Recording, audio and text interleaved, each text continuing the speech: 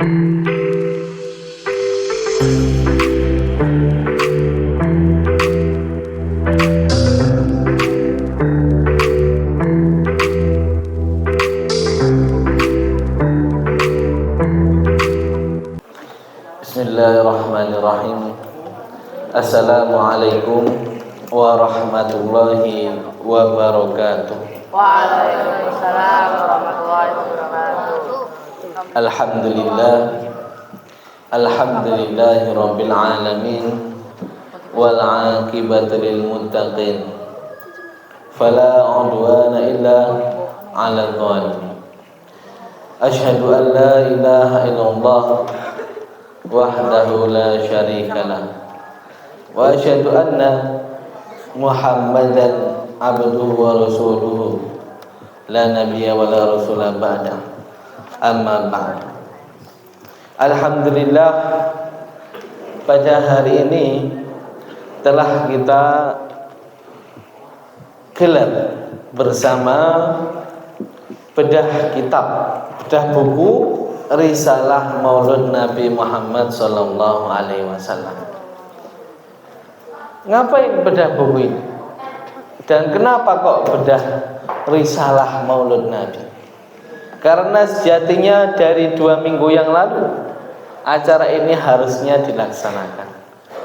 Dan pada 2 minggu yang lalu atau 3 minggu yang lalu bahkan itu kita telah memasuki bersama bulan Rabiul Awal. Bulan Rabiul Awal adalah bulan yang sangat mulia. Kenapa mulia? Ada yang tahu? Nah, karena bulan tersebut merupakan bulan kelahiran Nabi Muhammad sallallahu alaihi wasallam. Penting untuk kita ketahui kenapa kita patut berbahagia karena Nabi Muhammad sallallahu alaihi wasallam lahir. Ada yang tahu kenapa? Ada yang tahu? Kenapa kok kita harus bahagia? Kenapa kok kita merayakan? Karena Allah Subhanahu wa taala memerintahkan kepada kita semua untuk apa? Untuk berbahagia dengan rahmatnya. Yaitu pada Al-Quran yang bunyinya Qul bifadlillahi wa birahmatihi fabidzalika falyafrahu.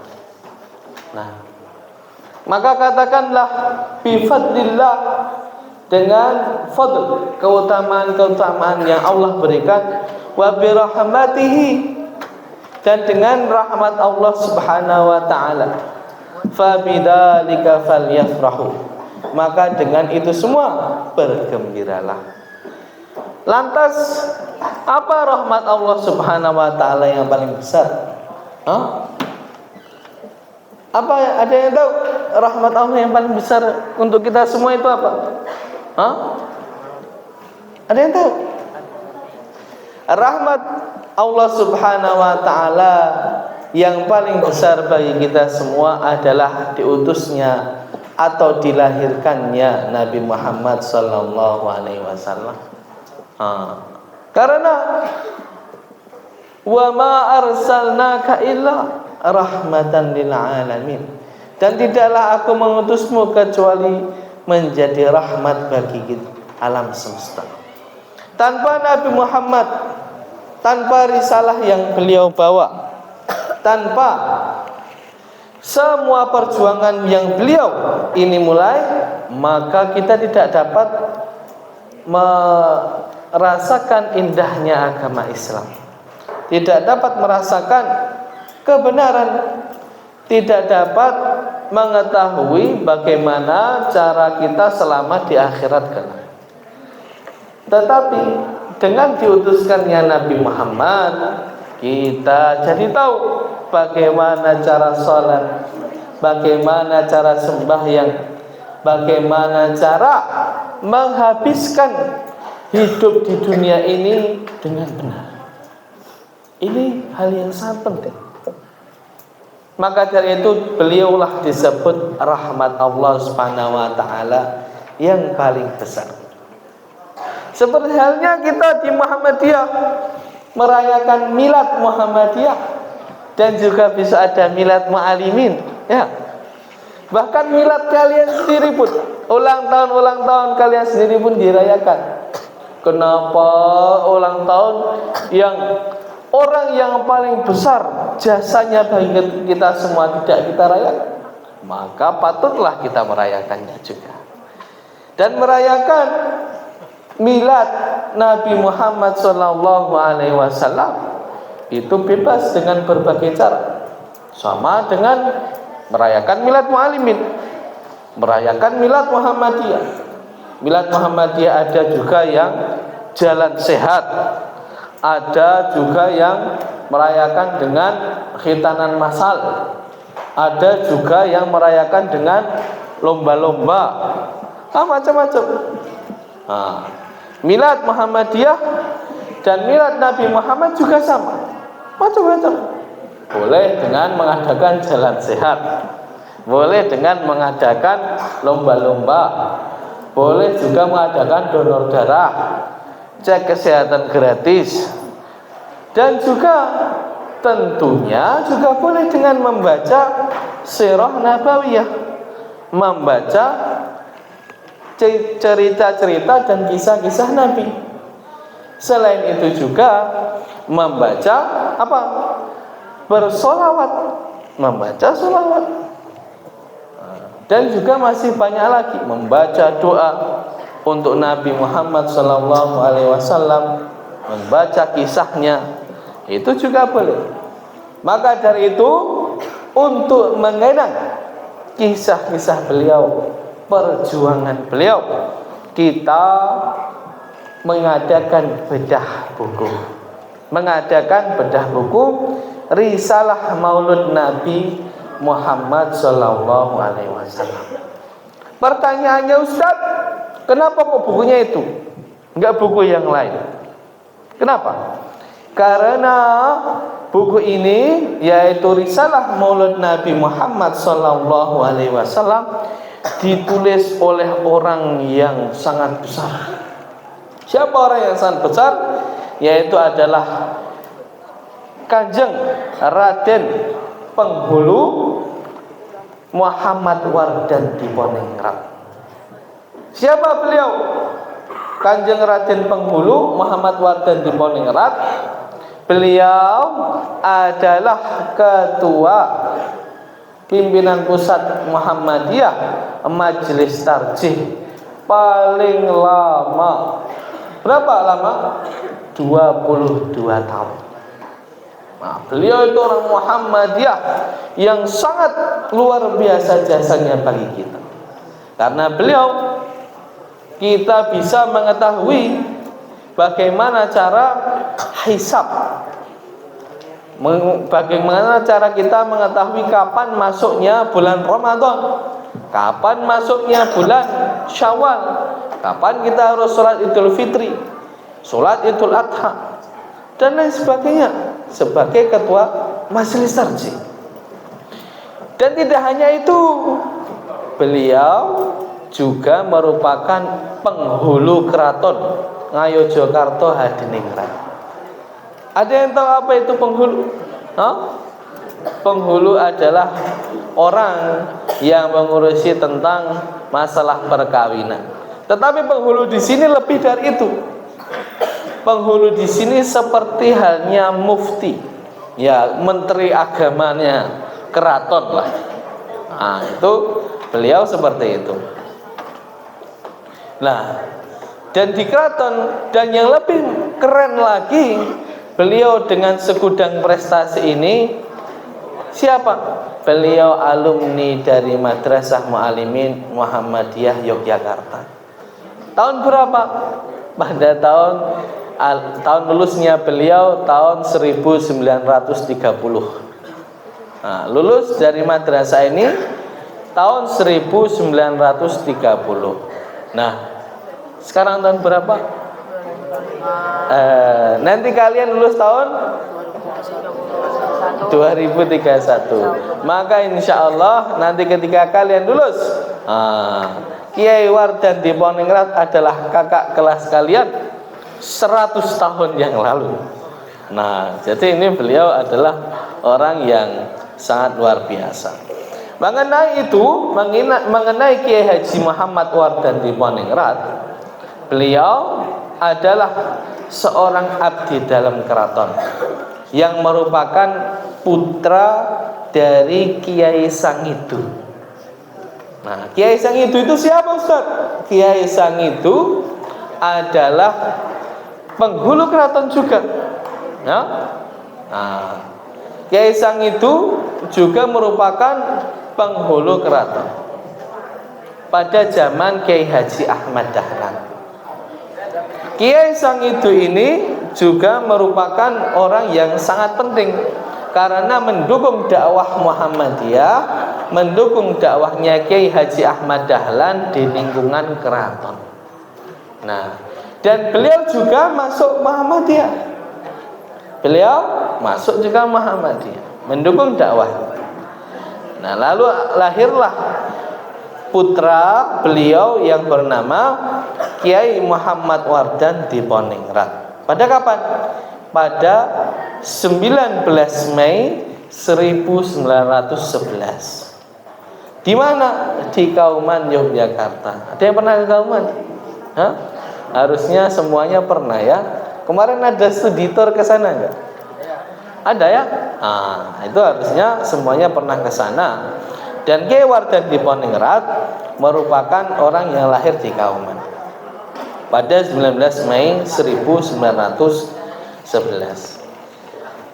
Mengapa kok Kauman disebut Kauman? Ada orang Kauman di sini? Hah? Enggak ada ya? Orang Kauman. Orang Kauman. Jadi Kauman disebut Kauman. Kau orang Kauman? Hah? Kauman Jogja. Oh, Kauman mana?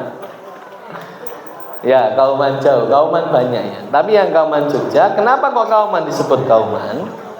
Karena Kauman diambil dari kata kaum. Kalau di bahasa Jawa, Pak Kaum itu berarti adalah orang-orang yang paham agama. Ya. Sedangkan Kauman itu kampung yang isinya orang-orang yang paham agama semua. Akhirnya isinya karena Pak Kaum semua, nama kampung tersebut dinamakan Kauman. Dinamakan Kauman. Beliau lahir di sana. Banyak ulama yang lahir di sana. Salah satunya juga adalah Kiai Haji Ahmad Dahlan.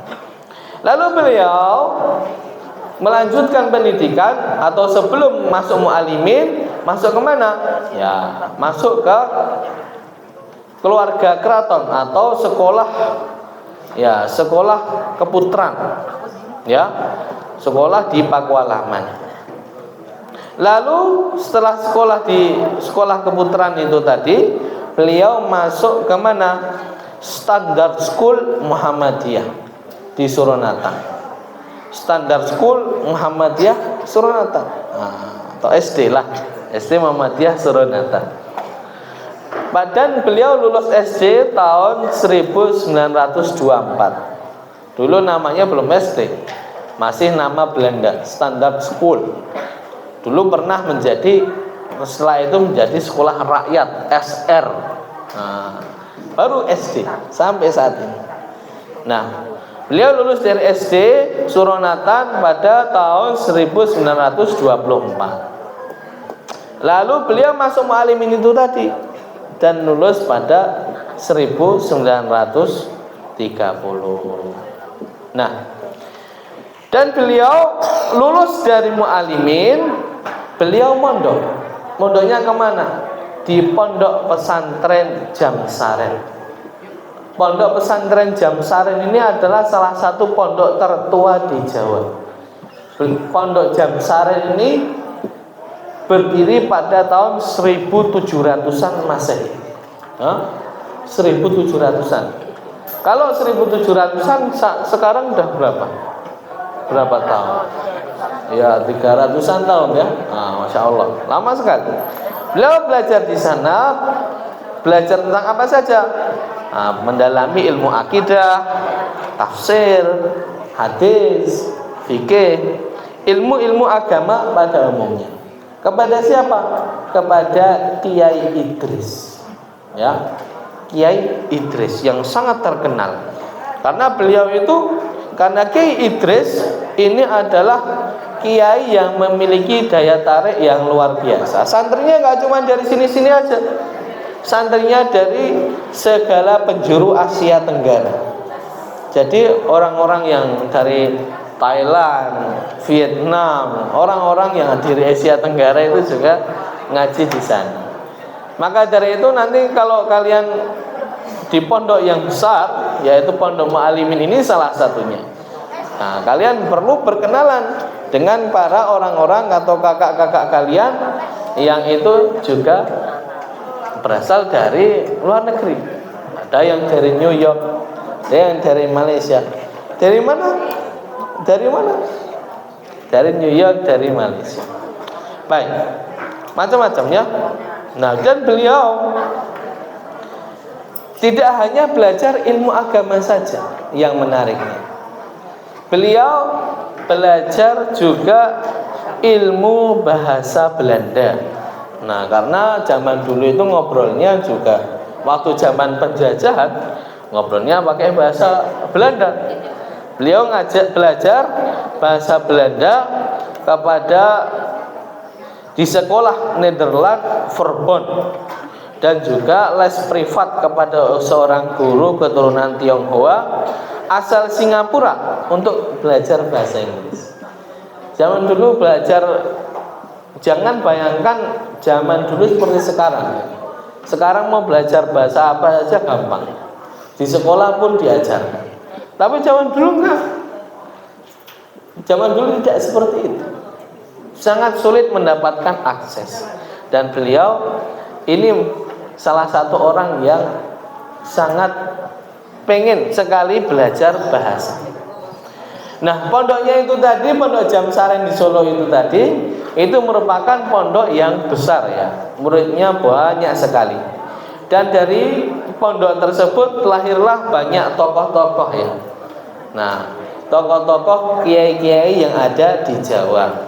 Nah, kiai tersebut salah satunya adalah Kiai Mansur, pendiri Ponpes Al Mansur Klaten. Ada Kiai Demyati, Termas Pacitan.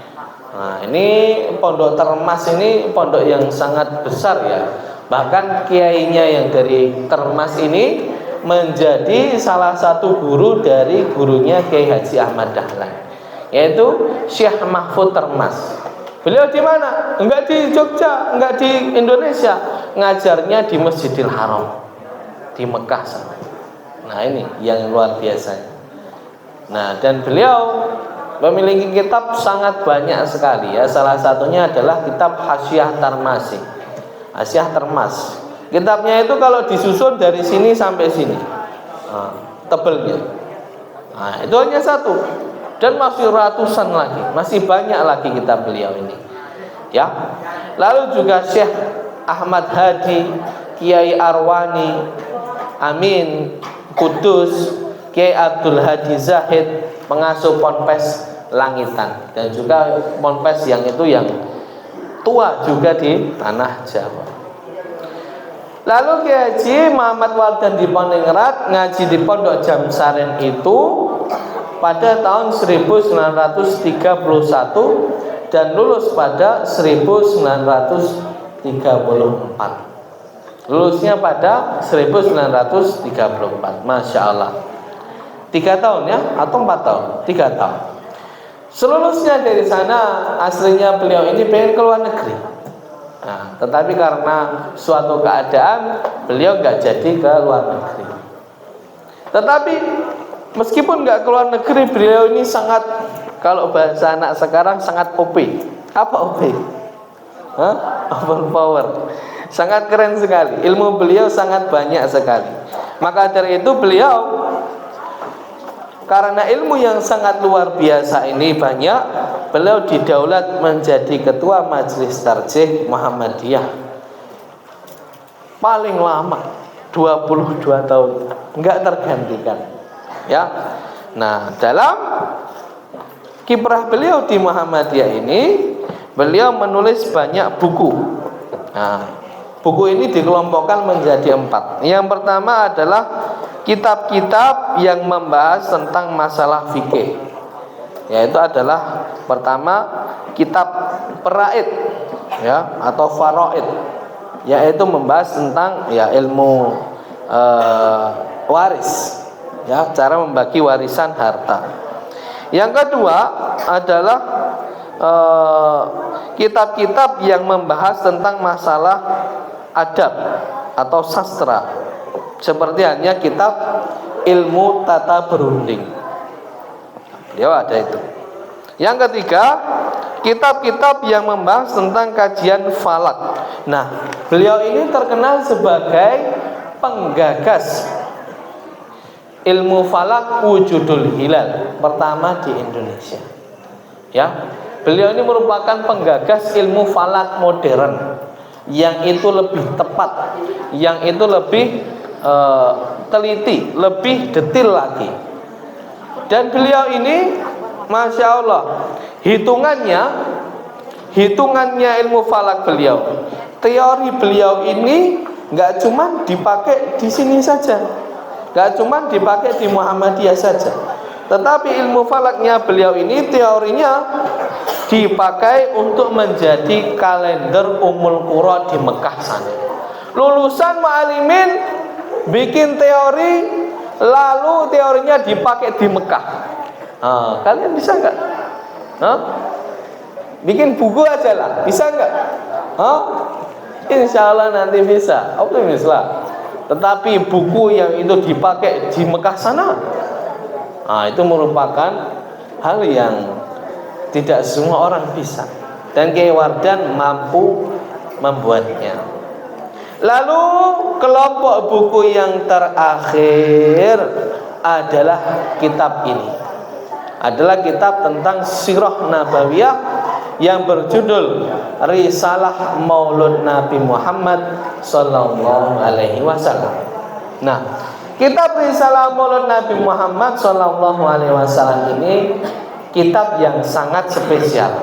Mengapa spesial? Ada 7 sebab kelebihan spesialnya ini. Nah, sebelum masuk ke sana, Yogyakarta sebagai Kesultanan Yogyakarta Hadiningrat itu memiliki 4 gerebek atau perayaan. Salah satunya gerebek yang besar adalah gerebek Maulud Nabi Muhammad Sallallahu Alaihi Wasallam. Jadi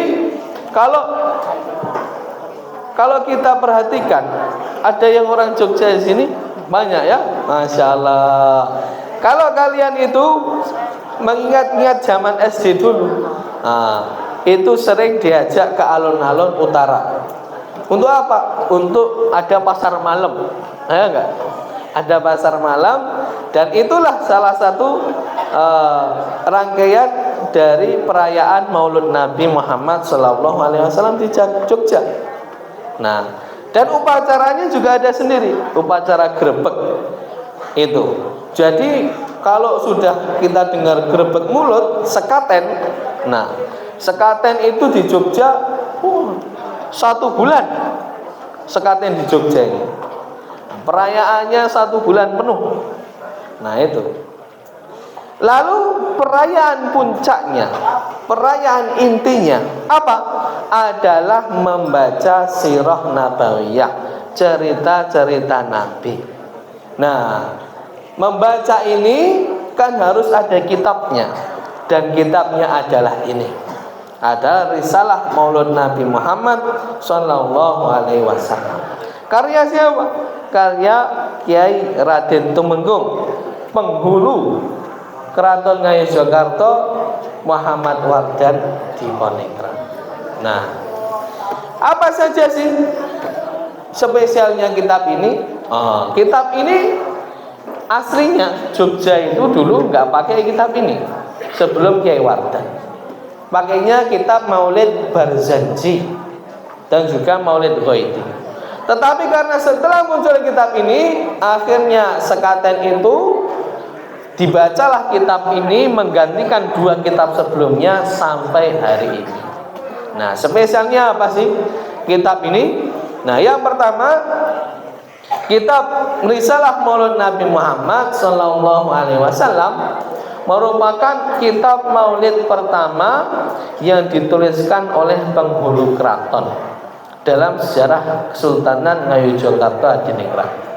Semenjak Keraton Jogja berdiri sampai saat ini nggak ada yang nulis kecuali Kiai Wardan Diponegoro.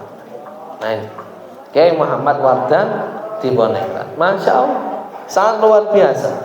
Dan yang kedua, kitab ini merupakan kitab maulid pertama yang dituliskan oleh ulama Muhammadiyah. Dari dulu sampai hari ini nggak ada yang nulis kitab maulid kecuali Kiai Muhammad Wardan Diponegoro. Nah, sebagai ketua Majelis Tarjih Pimpinan Pusat Muhammadiyah yang paling lama yaitu 22 tahun dengan ditulisnya kitab ini, Kiai Wardan itu melengkapi kepingan-kepingan yang harus dilengkapi, yaitu apa? Menyejukkan hati dan rohani dengan kerinduan kepada Nabi Muhammad sallallahu alaihi wasallam, kerinduan akan hidupnya, kerinduan akan zatnya. Jadi dengan kita membaca kitab ini, dengan dihayati, hati kita akan hidup, ya, hati kita akan hidup dan tidak kering. Baik, itu yang kedua. Dan yang ketiga adalah kitab ini dipakai acara peringatan Maulid Akbar terbesar di Yogyakarta, yaitu Sekaten itu tadi, Grebek Sekaten, ya, peringatan Maulid Akbar terbesar di Jogja. Lalu kelebihan yang keempat, nah kalau kita bisa buka kitab ini, nah di sini ada yang bahasa Arab, nah di sini ada bahasa Arabnya. Tetapi juga kalau kita buka lagi, ada tulisan yang Latin, tulisan kalau kita sebut tulisan Greek, nah tulisan biasa. Nah, apa bahasanya ini? Bahasanya bahasa Jawa. Kenapa kok Jawa? Ustaz, kenapa kok Jawa kok enggak Indonesia? Karena bahasa resmi Keraton Yogyakarta adalah bahasa Jawa. Nah, inilah yang harus diketahui. Dan ini memudahkan untuk orang-orang yang khususnya orang Jogja membaca kitab ini, tahu maknanya. Karena kalau sebelum-sebelumnya kitab Maulid Barzanji itu full semuanya menggunakan bahasa Arab. Kita ngomong sana sini kalau nggak tahu artinya. Dan maka dari itu ada kitab ini supaya untuk memudahkan orang awam membaca dan mengetahui isinya. Itu yang keempat, ya, kelebihan yang keempat. Kelebihan yang kelima yaitu adalah banyak menukil dari Al-Qur'an. Banyak menukil dari Al-Qur'an. Di sini banyak ada nukilan tentang ayat-ayat. Nah, ini salah satunya adalah yang di halaman 10. Nah, ini semuanya ayat semua. Wa qala Isa ibn Maryam, ya bani Israila inni rasulullah ilaikum musaddiqan lima baina yadayya minat Taurah wa mubasysyiran bir rasulin ya'ti min ba'di ismuhu Ahmad. Dan selanjutnya ini ayat-ayat, banyak nukilan dari ayat-ayat. Itu yang kelima. Dan kelebihan yang keenam, menggunakan riwayat yang sahih dan makbullah. Hadis-hadis yang di dalamnya itu terjamin makbullah, yaitu diterima oleh syariat. Itu makbullah. Jadi tidak ada khobar yang maudhu dan mungkar, khobar yang itu palsu. Nabi, ini hadis katanya dari Nabi tapi bukan dari Nabi, palsu. Nah, di sini nggak ada hadis palsu, insyaallah ta'ala. Yang ketujuh, kelebihan yang terakhir adalah ringkas. Kitabnya tipis, cuma segini, tipis sekali. Ini pun sudah ada tambahannya. Ada tambahannya di belakang. Aslinya cuma segini, ya. cuman segini, sangat tipis. Maka dari itu mudah membacanya, gampang selesai. Tahu isinya, tahu mananya. Nah, maka dari itu dimudahkan untuk masyarakat awam membaca ini. Nah, dari 7 hal kelebihan kitab ini, maka dari itu salah satunya juga, apa iya kitab ini bisa memberikan al-thalj atau memberikan kehangatan dalam hati? Apa iya kitab ini adalah kitab yang itu sangat fenomenal? Kalau iya, isinya bagaimana Ustaz? Terus ini artinya apa? Oh, kok pakai bahasa Jawa semua? Nah, artinya apa? Bagaimana isinya? Bagaimana fenomenalnya? Kenapa kok kitab ini bisa jadi menggeser kitab-kitab sebelumnya di keraton? Kenapa kok kitab ini dipakai di kerajaan Sultan Yogyakarta sampai sekarang? Jawabannya kita akan jawab pada kajian minggu depan. Baik, itulah sepenggal pengantar dari bedah buku Risalat Maulid Nabi Muhammad Sallallahu Alaihi Wasallam hari ini. Insya Allah kita akan mulai bedah di minggu depan. Ini ada sayembara terakhir bagi yang merasa bahasa Jawanya bagus, lalu siap untuk membaca ini, dan siap untuk Ustadz tes. Dari semua yang hadir di sini, nanti akan dapat hadiah. Baik, sekian. Billahi taufiq. Wassalamualaikum warahmatullahi wabarakatuh.